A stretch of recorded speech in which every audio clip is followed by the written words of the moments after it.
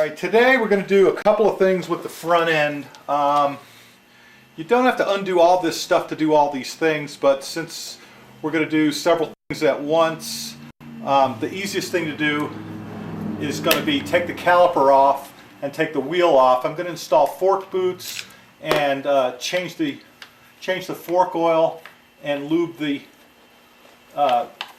wheel bearings.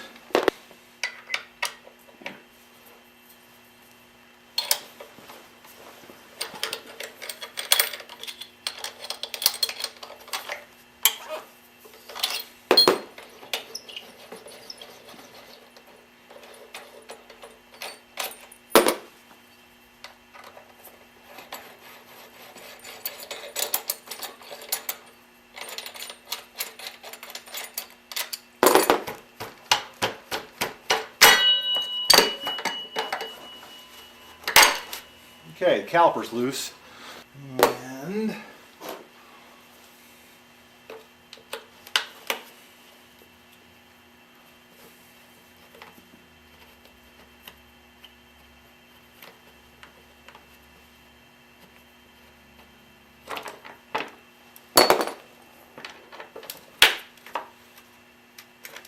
okay, removing this lower makes it easier to deal with the getting the wheel on and off. And the front fender itself is attached to a brace that goes between the two forks. So getting this piece out of the way just kind of makes life easier.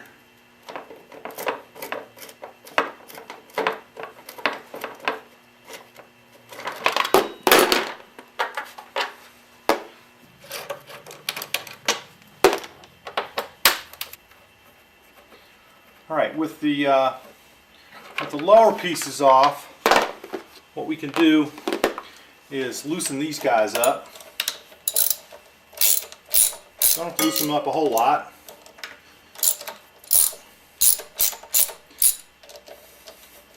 Because this thing kind of clamps the axle. And then the axle itself,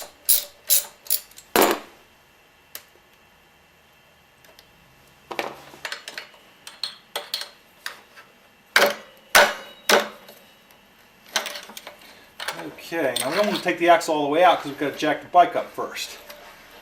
So I'm just going to kind of loosen that up a little bit, and also loosen up the clamp for the speedometer so that the front end is not held by much.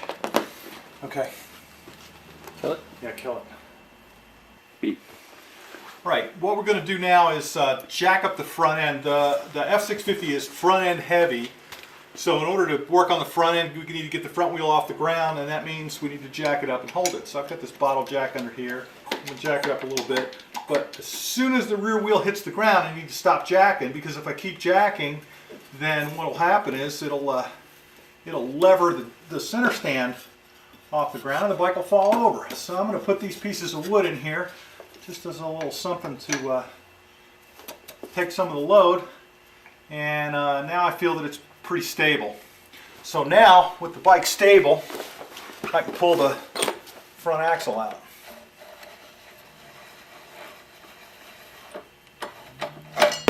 Alright, there's a spacer that fell out. Okay, and the speedometer. And the wheel rolls out and out of the way. Okay, and here's the spacer. The spacer's going to go here when we go to put it back together. Right. What we're going to do is we're going to drain the forks, but also I'm going to be dropping the forks so that I can replace these fork boots. The fork boots are shot, and I'm going to show how to install fork boots. But to drain the fork oil, one of the things you need to do is loosen up these screws in order to get these tops off the forks. Removing the tops from the forks will make the oil drain faster, and also you have to remove the caps in order to add the fresh fork oil. So if you have the tank off and you have the fork up against the stop, it makes it easy to get these caps off. Now, one thing that's important to know is that these caps are going to shoot off because there's springs inside the forks. So as you loosen the cap, you want to make sure to keep your finger on it, otherwise it can be pretty ugly.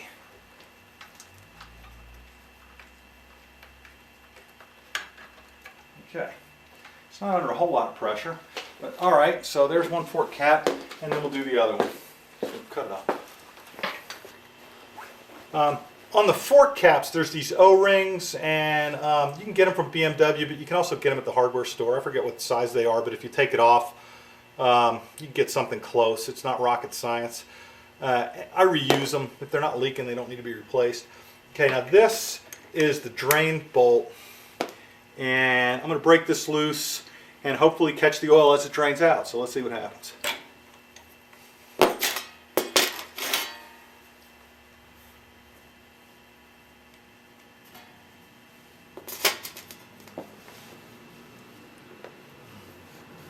Okay, now this oil is pretty cruddy.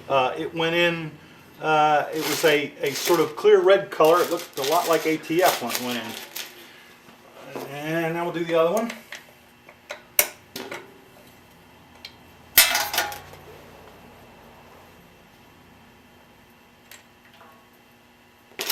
Up.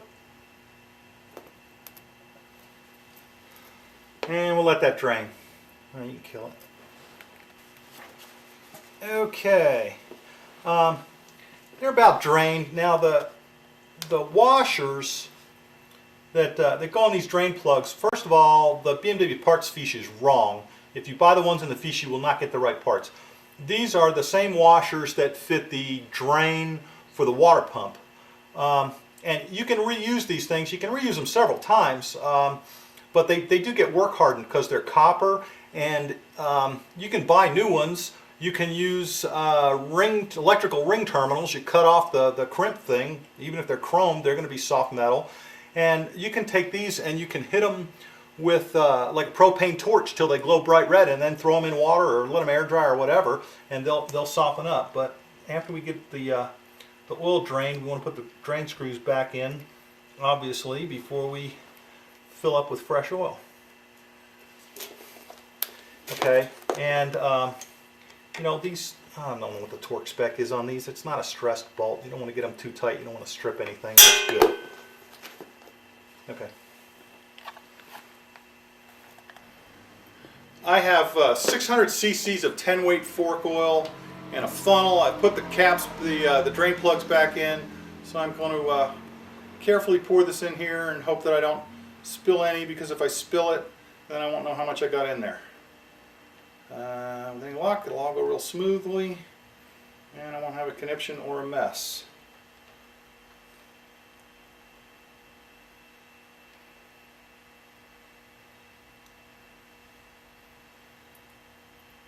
Alright, and after this drains down in here, I will fill the other leg.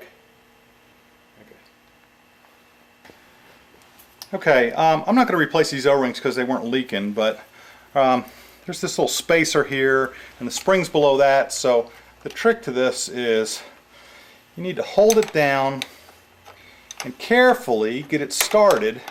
You don't want to get it cross-threaded. You want to make sure that it's going on there nice and smoothly, and then you can take your finger off it, in good shape. So what I'm going to do is screw this guy in here, and then I'm going to screw the other one in, and you'll notice that the fork tubes themselves are about flush with the top clamp, and this cap sticks up above it. That's about how you want to set these things up, unless you've got a lowered bike. So again, this doesn't need to be super torqued. This is just a plug. So now I'm going to do the other side. Alright, I need to replace these fork boots because they're 30 years old, and I got them off a /5 and they're cut here, so I'm going to put some new ones on. I've already loosened up the other side. The top clamp bolts are loose, and now I'm loosening the bottom clamp bolts, and so hopefully got the bike up high enough the forks will come all the way out. Yes!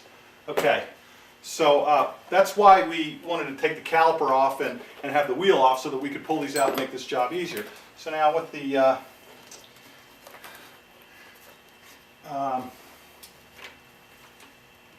tie wrap's cut, I'm going to spray a little Rouglide on here and get these bad boys to slide off. Alright, and we do the same thing on the other side. Okay, alright, stop. I've got these Daystar boots. I paid $18.95 for the pair of these, and today at lunch Harl told me that there's a company that has fork boots for like $4 a piece, and they have 17 colors. So next time I'm not going to buy Daystar, I will buy the cheap ones. So we just slip these guys over here. What we want to do is squirt a little Rouglide in there, because these fit a little tighter on the forks, and we want them to be able to go up and down. So just kind of squish them down and slip them over the bottoms and get them lined up so that the Daystar shows on the outside. Slip a tie wrap around them, and you can see where the bottom brace is. It's going to be up here somewhere, and that'll work out just fine. Okay. All right, the boots are installed. They're not really fixed to anything yet, but I want to slip the forks in here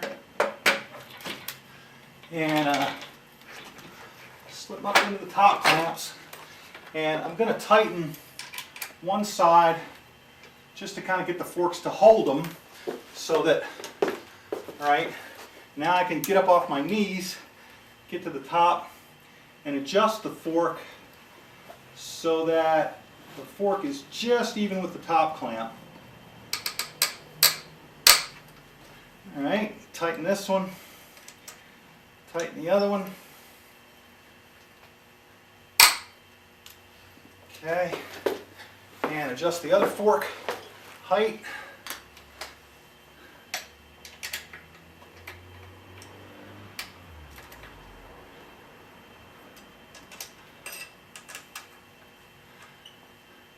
All right, now personally, I don't like to tighten the top clamps until after I get the front wheel back on and pump the forks a couple of times to give everything a chance to settle. So I've got the bottom clamps tight, the forks aren't going anywhere, and I can do the front wheel now. Wait. Okay, now the fork boot, I'll make sure I get the top up there. Got the Daystar, and put some little red touches here for accent color. Match my brake line, and this will hold the fork boot bottoms in place. And they come with black ones that I'll put at the top to hold the top in place. You may not have to put them on the top. I don't know. Doesn't matter. I got them. And then I'll repeat. I don't remember who told me this. I think it may have been Elroy in South Africa. You can actually lubricate. You can repack these wheel bearings with them on the bike instead of replacing them. So what you need to do is get a nice small screwdriver and pry out the bearing seal. Hopefully you won't tear it up. And the seal comes out pretty easily. And then take some bearing grease and put some bearing grease in there. And you don't want to overpack it. You don't want to really have it packed. You just want to get some fresh grease in there and work it some. And when that thing spins around some more, it'll work itself some more. And then slip the seal back in. Unfortunately, I lost it. Did you see where? Oh, there it is. Okay. and then just press the seal back in. Alright, and wipe up the excess. And that's how you can repack wheel bearings. We'll also show how to replace them, but right now what we're going to do is pop out the wheel seal. So there's the wheel seal, and it's the speedo drive. Okay, and let's see. I believe on the front wheel, each bearing comes out the way that it went in. So this bearing's going to come out this way, and the other bearing's going to come out from the other side. So now we're going to heat it up. So the idea is to heat the wheel hub. It's better if we don't heat the bearing if we can help it. We want to heat up the wheel hub real good. The idea is to expand the wheel hub so that the bearing will come out easier.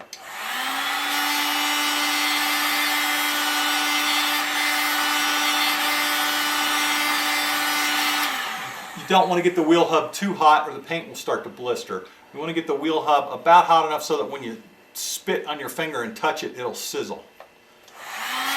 Okay, recut. Alright, we've warmed that up for a while, and now I hope you can see that there's a couple of pieces of wood there. I would normally just set that flat on the wood, but what we're going to try to do is we're going to knock the bearing out, and in order to do that, there's a spacer here. I hope you can see this spacer moving around. And what we're going to take the screwdriver and stick it through the bearing and move the spacer and catch the edge of the bearing, the lower bearing, and knock it out. You do one side and the other.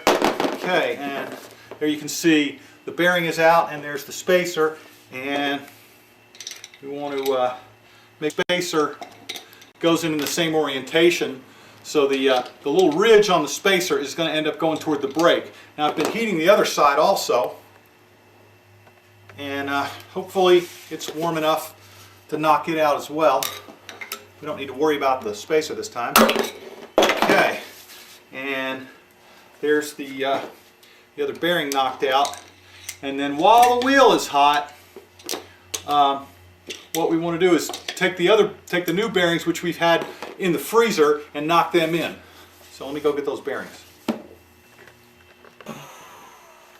Okay, with both of the bearings out, I can heat this up, making sure it's good and hot before I drop the cold bearing in.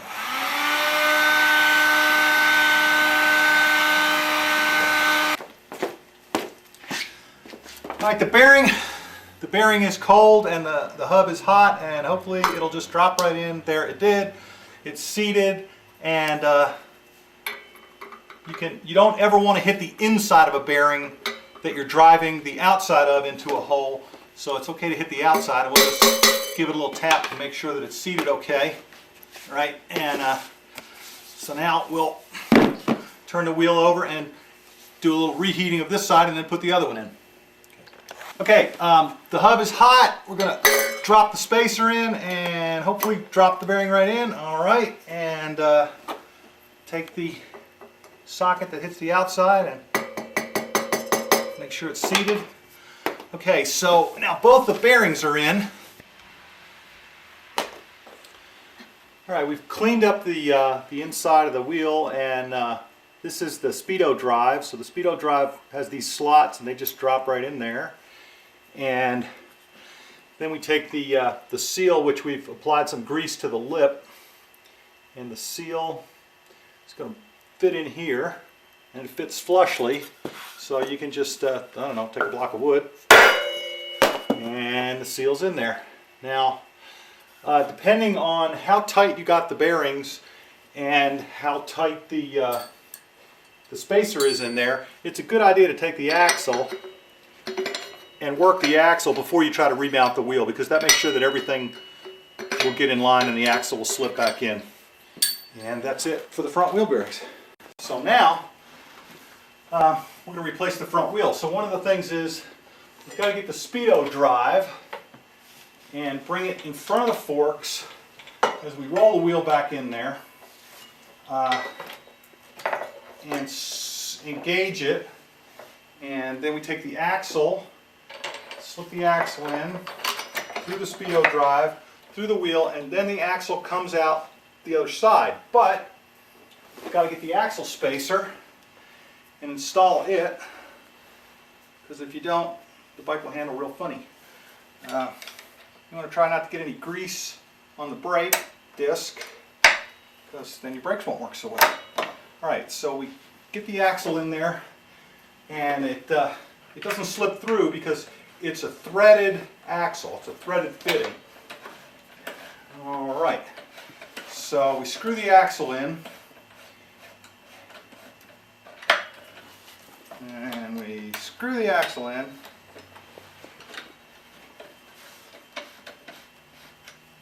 okay, and this needs to be pretty tight, but it does have the clamp bolts that get tightened up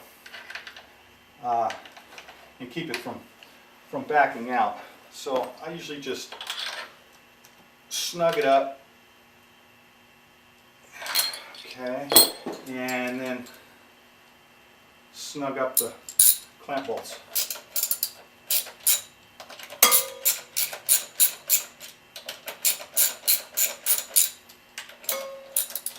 And when you're snugging up the clamp, you don't want to have one side or the other. You're going to need to move the camera around here. Okay.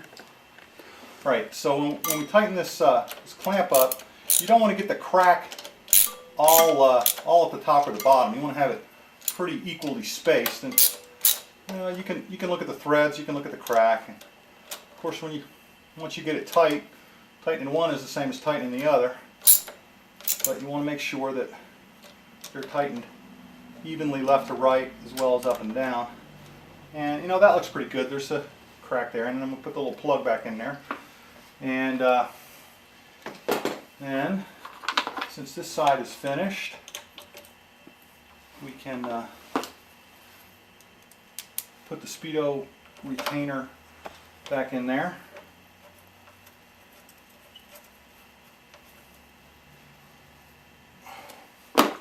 And we can put the little lower daily back on. And then after this, we'll put the brake caliper back on. Yeah, you don't have to pull the caliper off when you're taking the front wheel off, but it sure is a lot easier to put the front wheel back on with the caliper removed. And since I was doing the fork boots, I took advantage of that fact. So what we're going to do is get the brake pads onto the disc.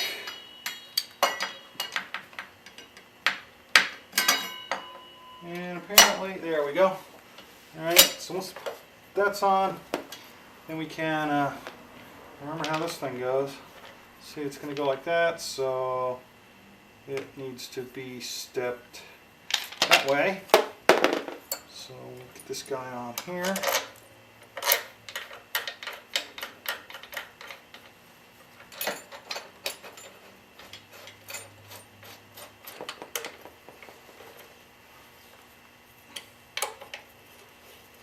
Alright, these are critical bolts, and you want to get these very tight. You can read the torque spec, or you can just like make them really tight, but they are threaded into aluminum, so you want to make them so tight you remove the threads. Alright, so there's the brake back on there, and we'll get the pads working again. There we go. And we'll put the little cover on. Put the cover on.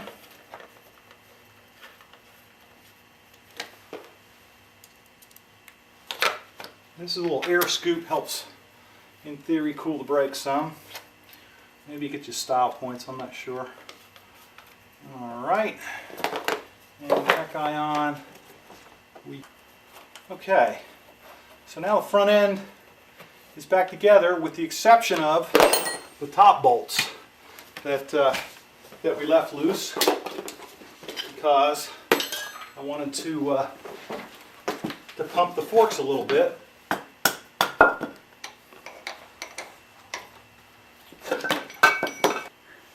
Alright, now what I want to do is grab the front brake and pump the forks a little bit, and what this is going to do is settle them. The axle's tight and that bottom clamp's tight, but now any strain that was built up in the top clamp has gotten removed as much as possible, and now we can tighten up these bolts and there won't be any stress built up in the system. Alright, so we're going to remove the side cover to replace the water pump seals. So this screw, these three screws hold the water pump cover on, but we have to take the whole side cover off. And this one is the drain screw. So let's see how big a mess we can make here.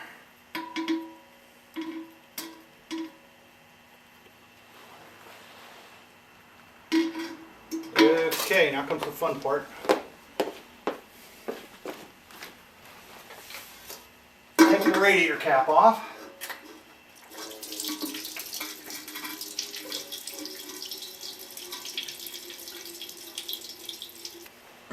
Alright, now I'm going to remove the clutch cable and the shift lever. So I'm going to make a mark here. So that's, hopefully I'll get it back on right. Now the deal with this is this bolt actually occupies a hollow in the shaft. There's a groove in the shaft, so you've got to take this bolt all the way out. It's not just a pinch bolt on a spline. And when the bolt's all the way out, you wiggle this guy, and it comes right off. Okay, I think you can see the relief in there, and the bolt sort of occupies that relief, which is why you can't pull this off even if the bolt is loose. Okay. Alright, now we're going to remove the other two water pump cover bolts. And you don't actually have to take the hoses loose, if my memory serves correctly, because the water pump cover itself will just pull out of the way once you get these three bolts out. Okay, and there's the water pump. There's that's the impeller, and this is the water pump. But there's just two seals behind here. One of them seals the antifreeze on this side, and the other one seals the oil on that side. So we've got to take this cover off to service the water pump. So what we're going to do is get a bungee cord, a little bungee, and just bungee this guy up out of the way while we operate on the rest of it. So what that means is we're going to take all these bolts out. So the first thing we'll do is go around and loosen them up. Now when we're loosening them up, one of them you need to pay attention to is this guy. That's the ground strap for the battery. So you've got to make sure that you remember to put the strap back on that bolt when you go to reinstall that bolt. The rest of them are all pretty much straightforward, with the minor exception of the starter. So now the starter, gotta have an L wrench. Get that guy out, and we'll just go around and take all these bolts loose. Okay, you can cut. Okay. Now we're going to pull the cover off. So what you do is just kind of actuate the clutch. Actually backwards.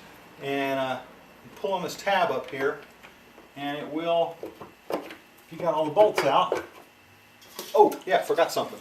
I don't have oil in this bike, but if you do, one of the things you want to do is slip a 2x4 up under one side of the center stand, and that'll make all the oil slide back toward the inside of the motor instead of the outside of the motor. All right, and we're just kind of working this cover off. Okay, so it's kind of hung at the shifter shaft, so I'm going to take a rubber mallet. I'm going to stick my fingers up inside the cover and be pulling on it, and there we go. Okay, so come on. All right, there's the cover. All right, and your water pump, there's the gear, the drive gear that runs here. And so we're going to take this over to the bench and remove it and inspect it. That's the clutch. Okay. All right, so we're going to remove the water pump. Pull this gear off. Now, they've changed the design, so depending on what you've got, there may be a couple of different things you have to do. And this pin slides right out. You might have to knock it out. And then there's this washer. And then the water pump slides out. And there's a seal here that we can pry out with a screwdriver.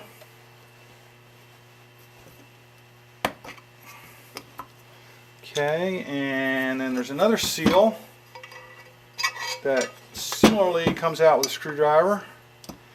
And one of the things that you need to pay attention to is the blank sides of the seals face each other.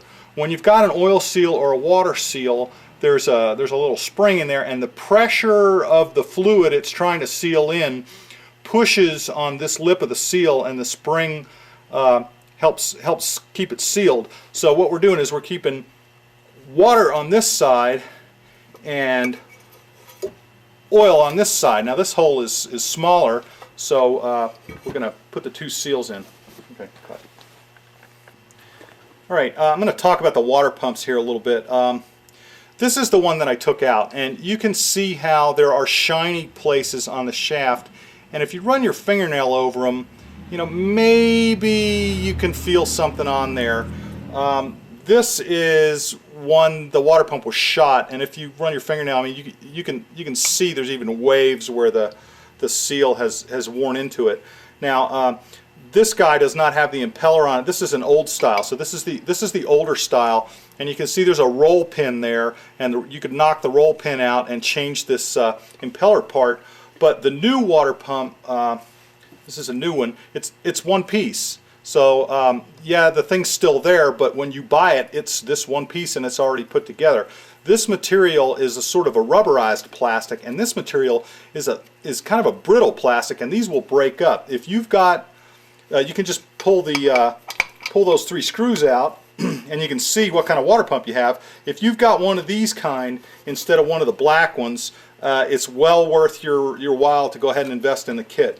I am going to replace these seals just because I prefer to replace leaky bits in my garage instead of on the roadside. So I'm going to reuse this water pump shaft and not use the new one because I honestly don't feel anything going on there, and it's not torn up like this one. Okay.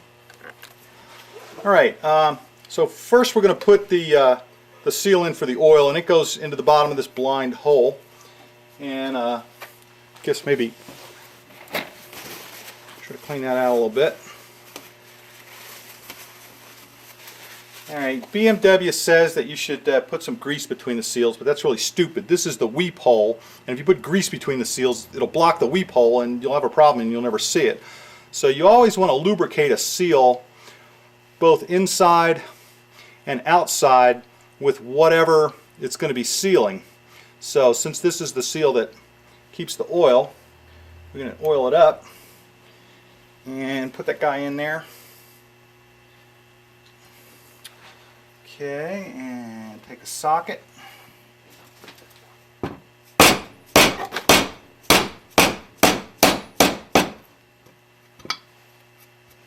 Remove the head. We've already done a lot of the work on the other DVDs, so right now we've got the carburetors are out, the exhaust system's out, the radiator's out of the way, the cams have been removed, the buckets have been removed, we dropped the chain down in there, and now it's time to take all the head bolts loose.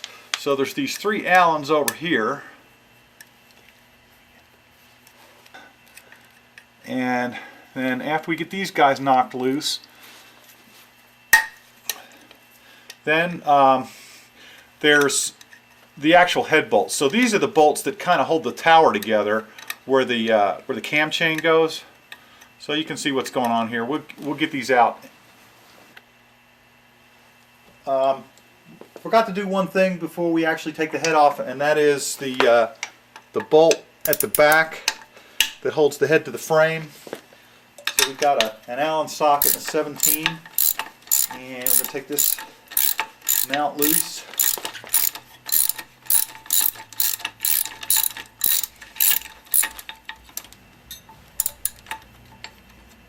So this is the guy that when your bike has a lot of vibration, you want to tighten up this bolt. But today, we want to get this little assembly out of the way. Okay, pause. All right, we've got everything loose from the head, and now it's time to take the head bolts loose. So in order to get this head bolt on the bottom here, we're going to have to take the oil pressure sensor out, which we loosened ahead of time. So with that guy out of the way, we can get this wrench on here and loosen this bolt up here. Now there's the one that's on the bottom in the back, and then there's the one that's on the bottom in the front. Cut. So we've got the one in the back, and then there's one on either side. So there's this one here. These are 11 millimeters.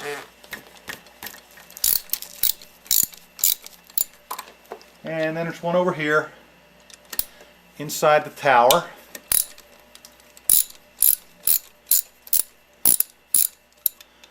Alright, and then there's one on the front at the bottom. Alright, so this is the one in the front. Loosen this guy up.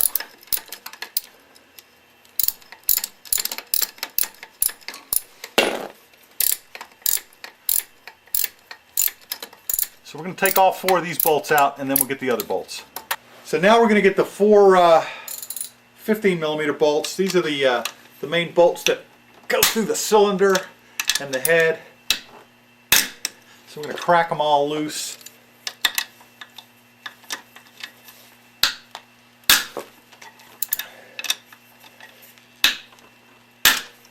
Alright, now when crack loose, we'll then loosen them up.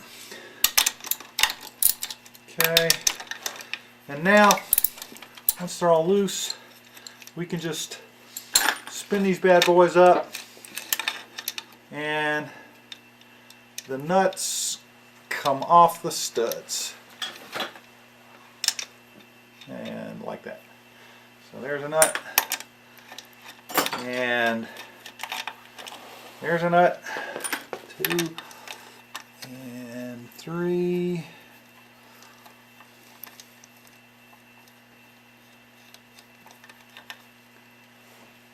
And the last one. Now the only thing holding this head on is some stiction. So we've got everything clear so we can pick the head up. We get the head up, put a block of wood in here, and get some vice grips, clamp it on the stud. Okay, and we got a stud broken loose.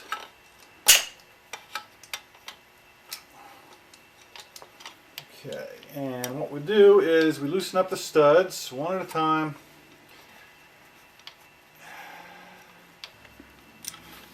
Okay, so we're going to grab the stud here with the vice grips, and oh, didn't quite grab it.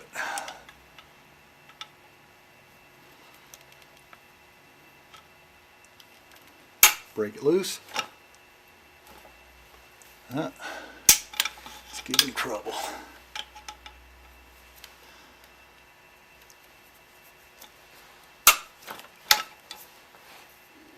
There it goes.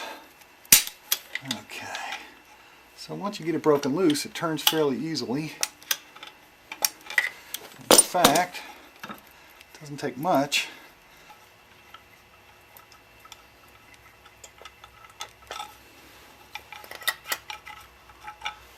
Alright, and the studs are the same on both sides. Each end is the same, so it doesn't matter which end's up and which is down.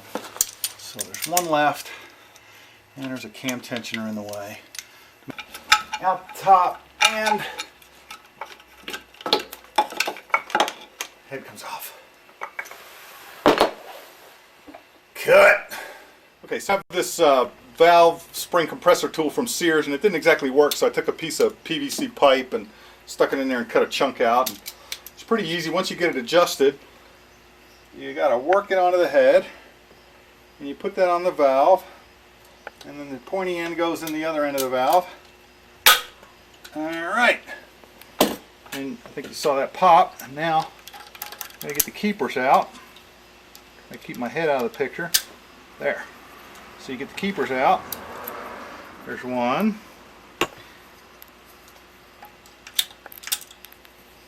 There's the other one. Okay, now we open the tool up.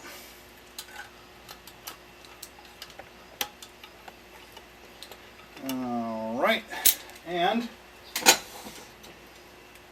now we can remove the spring and the valve top. Now you can see these keepers are, try to hold them so you can see them, conically shaped. When you put the two of them together, they're sort of cone shaped. Hopefully you can see that. And those drop into that, and they have grooves in them that lock onto the valve stem. And so the force of the spring puts more pressure on the keepers, which uses that taper to stick into the cap. So that's how you remove a valve. And then there's a valve stem seal, which you just pull off with a pair of pliers.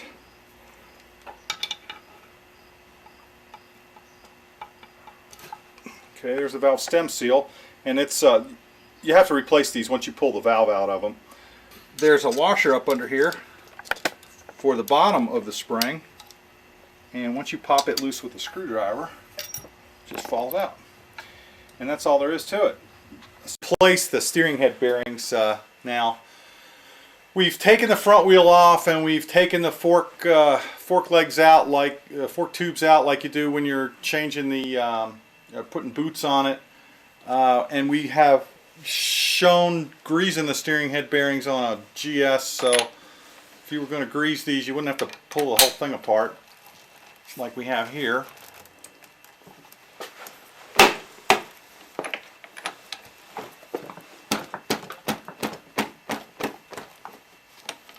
Alright, if we were going to grease them, we could take this nut off and pop the top clamp off the same way you do on the GS.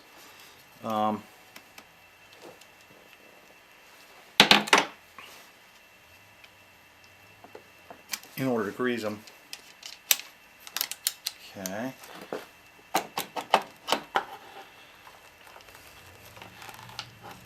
Get a bungee and strap that up out of the way. So we got the top clamp off. I'm going to take this stuff off, so I might as well, even though it's against Shank's religion, we're going to wipe some of the crud off it. The crud keeps it together. Yeah. So now we're going to loosen this up. Notice how tight that was. Absolutely, you got to have that $60 BMW tool if you got a GS, because it's got to be torqued exactly right. Alright, so this thing comes off, and there's a seal in there, and there's a bearing. It says on there Bulgaria. Okay, so now you got to pull the stuff out of the bottom. Cut. Okay. Well, if you don't have all the wires and stuff that Shank has, after you get that top thing out, you can just pull this right out. So that's your triple tree, and that's your bottom bearing. So before we do this, we're going to take the races out of the top. Now, some people like to heat it up. I know I do personally, but since it's Shank's bike and he doesn't care, get you a drift and you go.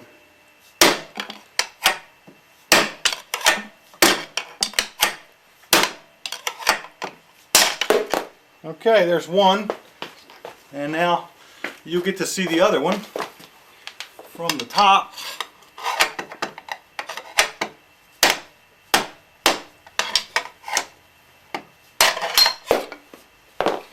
All right, that got the races out of the top. So these are the races, and I don't know which is which, but you can see there's some lines on them there. Oh yeah, this was the one from the bottom. So you can see those lines. That's the Brinelling that makes the notch. You see it okay? Okay, good. So the next thing we're going to do is take the bearings off. Take the bearing off the triple tree. All right, we've got the triple tree in a vise, and here's the bearing, and that's the little seal thing. This is going to get destroyed, so you should have some of those on hand as well as the bearing. And according to the BMW book, you just take a punch and stick it in there, and Shank's going to demonstrate now.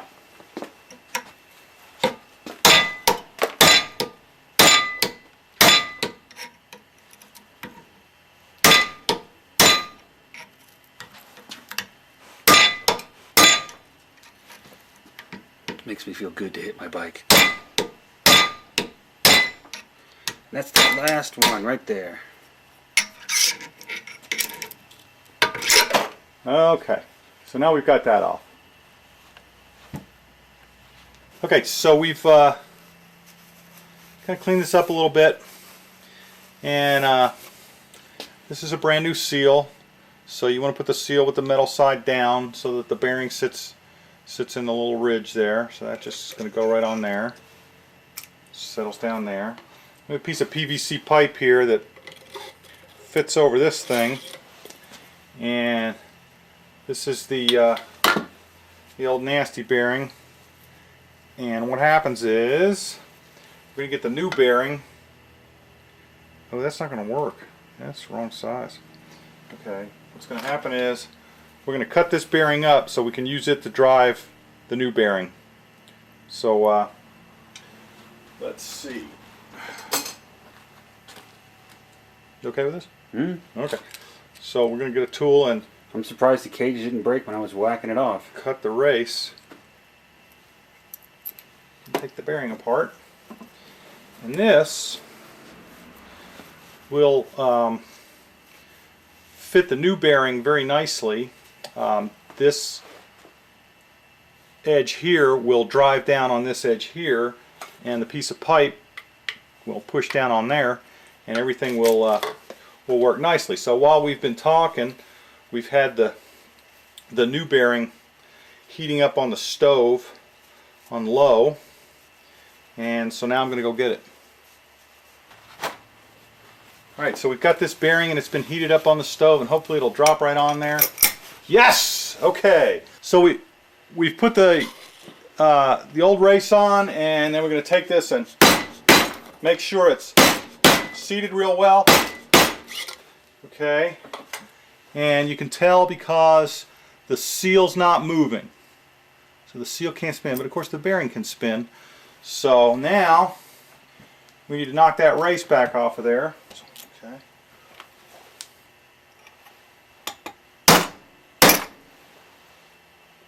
Okay. Alright, now the seal's tight, the bearing's on there real well. So before we grease this up, what we're going to do is put the races in the steering head. Now the races have been in the freezer, so we're going to reposition the camera and show you how this works. So this is a heat gun. We're going to put it on low. So low is like 600 degrees. And the idea is to heat up the steering head, not hot enough to melt the paint. So we want to heat it up and get it a little bit warm. And then we're going to pull the races out of the freezer where they've been sitting getting cool for a while. And pull out one at a time. Hopefully it'll drop right in there. And if not, we will persuade it a little bit using the other race. Put it on high, it's 1,000 degrees. It's okay, it's Shank's paint. Alright, we've got that hot enough so that it feels pretty hot to my finger. It's uncomfortable. Put it on there. Open the beer fridge. Keep the bearing out. Hopefully it'll drop right in. Let's see what happens. Alright, take another bearing.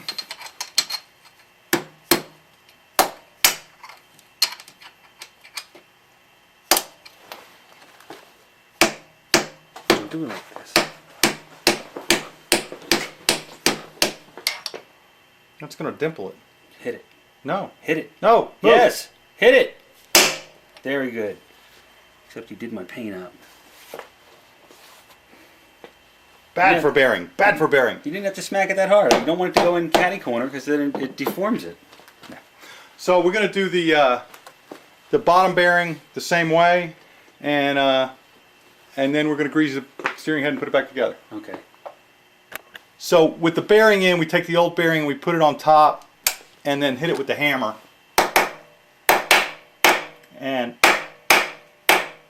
get it seated all the way. And you can see the lip that it's around there. And then we're going to do the bottom one the same way.